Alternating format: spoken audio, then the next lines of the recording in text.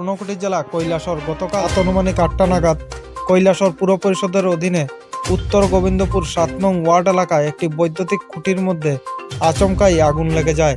সেই আগুনের দৃশ্যটি প্রত্যক্ষদর্শীরা দেখতে পেয়ে হতভম্ব হয়ে পড়েন। প্রথমে খবর পাঠায় কৈলাসর অগ্নি নির্বাপক দপ্তরে। ঘটনাস্থলে কৈলাসর অগ্নি নির্বাপক দপ্তরের কর্মীরা গিয়ে পৌঁছাতে পারেনি, কেননা যেখানে আগুন লেগেছে সেখানে রাস্তাটি একেবারেই শুরু।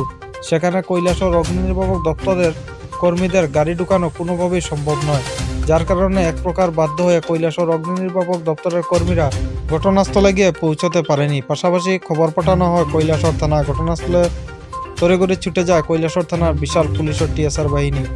এরপর এলাকাবাসীর প্রচেষ্টায় আগুন নিয়ন্ত্রণে আসে। পরবর্তীকালে খবর পাঠানো হয় কৈলাসরের বেসরকারি বিদ্যুৎ সংস্থা সাই কম্পিউটার লিমিটেডকে, কিন্তু এলাকাবাসীরা খবর পাঠানো প্রায় ১ ঘন্টা পর ঘটনাস্থলে গিয়ে পৌঁছায় কৈলাসর বেসরকারি বিদ্যুৎ সংস্থা সাই কম্পিউটার লিমিটেডের কর্মকর্তারা। আগুনের লেলিহান শিখা এতটাই তীব্র ছিল যে যদি সঠিক সময়ে এলাকাবাসীরা আগুন নিয়ন্ত্রণে না আনত তাহলে অনেকেরই বসতঘর পুড়ে ছাই হয়ে যেত বলে অনেকের ধারণা। পাশাপাশি সংশ্লিষ্ট এলাকায় প্রায় ১ ঘন্টা বিদ্যুৎ বিচ্ছিন্ন করে রাখা হয়। উক্ত ঘটনাকে কেন্দ্র করে সংশ্লিষ্ট এলাকায় তীব্র চাঞ্চল্য ছড়িয়ে পড়ে।